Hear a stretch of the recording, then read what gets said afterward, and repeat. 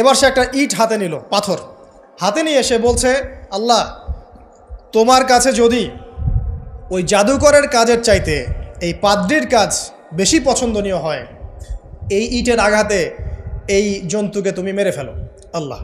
এ বলেছে বিসমিল্লাহ বলে পাথর নিক্ষেপ করলো, নিক্ষেপ করার সাথে সাথেই জন্তু ডেড। তখন তার আইন আল ইয়াকিন, হাক্কুল ইয়াকিন হয়ে গেল যে হ্যাঁ, আল্লাহর কাছে এই পাদ্রির আমলই সবচেয়ে বেশি পছন্দনীয়। তার আর মনে কোনো সংশয় থাকলো না। কিশোর মানুষ না, কতটুকুই বা বোঝেন নাই? এবার তার মধ্যে একটা ইয়াকিন চলে আসলো এবং সে পরিপূর্ণ মুমিন মুসলিম হয়ে গেল।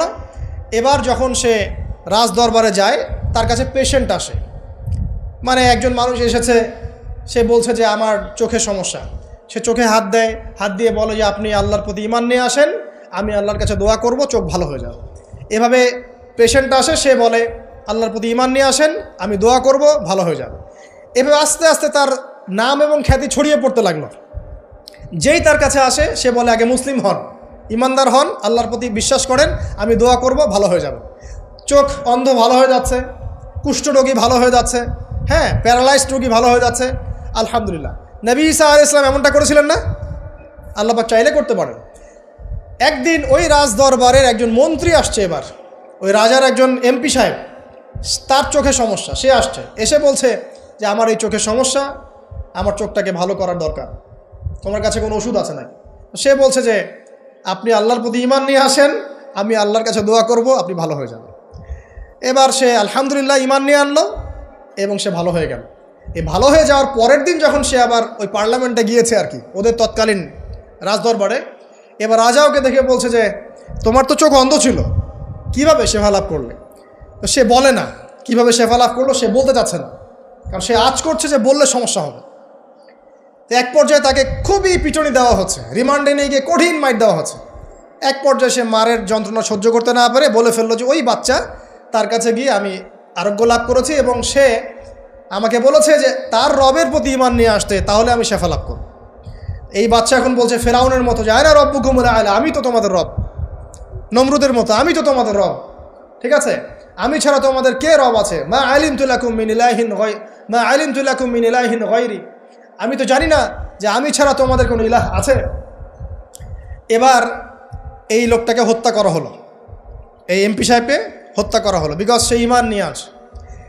এবার সেই বালককে ডেকে আনা হচ্ছে, বলা হচ্ছে বলো তুমি নাকি তোমার রবের নাম দিয়ে মানুষের ট্রিটমেন্ট করা শুরু করেছো। তখন সেই বালক বলছে হ্যাঁ, আমি এক আল্লাহর প্রতি বিশ্বাস করি এবং তার রাসূলের প্রতি বিশ্বাস করি, তার প্রেরিত আসমানি কিতাবে বিশ্বাস করি। এখন রাজা বলছে আমি ছাড়া তোমাদের কোনো ইলাহ আছে আমি তো জানি না। এই সৈন্যবাহিনী শোনো, এই বালককে ধরে নিয়ে গিয়ে উঁচু পাহাড়ে নিয়ে যাও, ওখান থেকে ফেলে দাও। কথা বুঝতে পারছেন?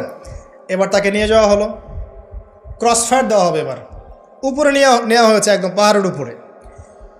এবার ওই বালক উপরে উঠে একটা দোয়া করছে, এই দোয়াটা সবাই শিখে নেন। ওই বালক উপরে উঠে দোয়া করছে আল্লাহুম্মা কফিনিহিম বিমা শি'তা, আল্লাহুম্মা কফিনিহিম বিমা শি'তা, আল্লাহুম্মা কফিনিহিম বিমা শি'তা। পাহাড় থরথর করে কাঁপা শুরু করলো এবং ওই সৈন্যবাহিনী পাহাড় থেকে পড়ে গেল, বালকের কিচ্ছু হলো না। আমি কিন্তু বানোয়াট কোনো গল্প বলছি না, এটা কোরআন থেকে বলছি এবং এটা তাফসির, আপনি যে কোনো তাফসির পড়েন, মারিফুল কোরআন, তাফসির ইবনে কাসির, জালালাইন পড়ে দেখেন, জাস্ট পড়ে দেখেন আমার সাথে ডিবেট করার আগে। এবার সে বালক হেঁটে হেঁটে চলে আসলো রাজদরবারে। আবার কি ব্যাপার, তুমি মরো নাই? না, আল্লাহ আমাকে বাঁচিয়েছেন, আমার রব আমাকে বাঁচিয়েছেন।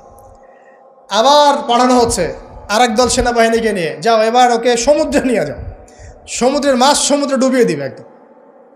আবার সে ওখানে গিয়ে বলল আল্লাহুম্মা কফিনিহিম বিমা শি'তা, হে আল্লাহ, অর্থ হচ্ছে হে আল্লাহ, আমার বিপক্ষে যারা আছে আপনি যা দিয়ে ইচ্ছা ওদের বিরুদ্ধে আমাকে সাহায্য করেন। অর্থটা হচ্ছে এমন, আল্লাহুম্মা কফিনিহিম বিমা শি'তা, আল্লাহ আপনি আমার জন্য যথেষ্ট হয়ে যান, ওদের বিরুদ্ধে আমার জন্য যথেষ্ট হয়ে যান, যা ইচ্ছা তাই দিয়ে আপনি হেদায়েত করুন, মানে আমাকে হেফাজত করুন, ঠিক আছে? আল্লাহুম্মা কফিনিহিম বিমা শি'তা, ছোট্ট দোয়া। এবার ওই সমুদ্র উত্তাল হওয়া শুরু করলো এবং ওরা জাহাজ থেকে পড়ে গেল।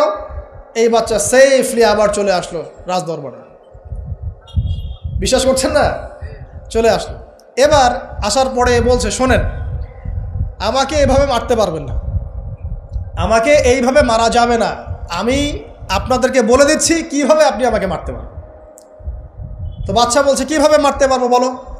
তখন সেই বাচ্চাটা বলছে যে আপনি সমস্ত এলাকার মানুষকে এক জায়গায় জড়ো করবেন, মানে পুরো নেশনের যত মানুষ সবাইকে একটা মাঠে নিয়ে আসবেন, মাঠের মাঝখানে একটা গাছ রোপণ করবেন বা একটা কিছু স্তম্ভ নির্মাণ করবেন, সেখানে আমাকে বেঁধে ফেলবেন।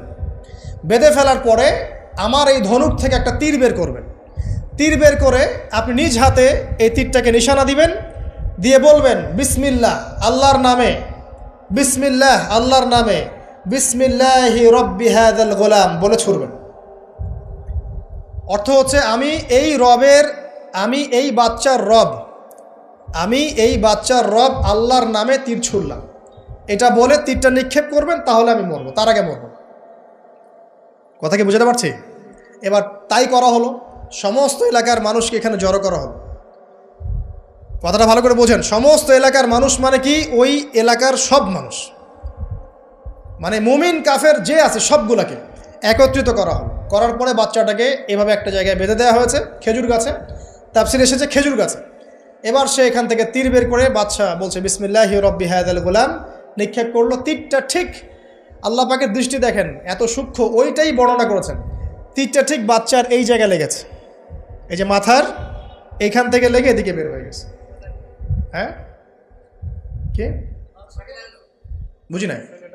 ছেলেটার বাচ্চা ওই বাচ্চা ছেলেটার এই যে কপালের এই পার থেকে এই পার পর্যন্ত তীর চলে গেল এবং বাচ্চাটা শহীদ হয়ে গেল, আলহামদুলিল্লাহ। এবং এই বাচ্চাটা যখন মারা গেল বা শহীদ হয়ে গেল, আর সারা এলাকার মানুষ কি দেখলো যে বাচ্চা তাকে দুইবার চেষ্টা করে মারতে পারে নাই, কিন্তু তার রবের নাম যখন নেওয়া হয়েছে, আল্লাহর নাম নেওয়া হয়েছে, মারতে পেরেছে। দেন পুরো এলাকার সমস্ত মানুষ মুসলিম হয়ে গেল, আলহামদুলিল্লাহ। একজন বাচ্চার জীবনের বিনিময়ে সমস্ত এলাকার মানুষ ইসলামের হেদায়েত পেয়ে গেল, আলহামদুলিল্লাহ। এবার বাচ্চার মাথা তো আরও খারাপ, একটাকেই সামলাতে পারছিলাম না, এবার তো সমস্ত এলাকার মানুষ মুসলিম হয়ে গেছে। এখন কি করবেন? এখন সেনাবাহিনীকে আদেশ করা হয়েছে সমস্ত মানুষগুলোকে জড়ো করে একটা গর্ত খোঁড়ো, একটা গর্ত খুঁড়ে সেখানে আগুন জ্বালাও, আগুন জ্বালিয়ে সমস্ত মানুষকে ফেলে দাও। দৃশ্যটাকে কল্পনা করতে পারছেন? একটা পুরো এলাকার মানুষকে একটা মাঠের মধ্যে একত্রিত করে সেখানে আগুন জ্বালিয়ে সবাইকে সেখানে ফেলে দেওয়া হলো এবং তারা চতুর্দিক থেকে এটাকে অবলোকন করতে লাগলো, মজা উপভোগ করতে লাগলো। এটাই আল্লাহ পাক বলছেন, কুতিলা আসহাবুল উখদুদ ইয হুম আলাইহা কুউদ ওয়া হুম আলা মা ইয়াফআলুনা বিল মুমিনিনা শুহুদ।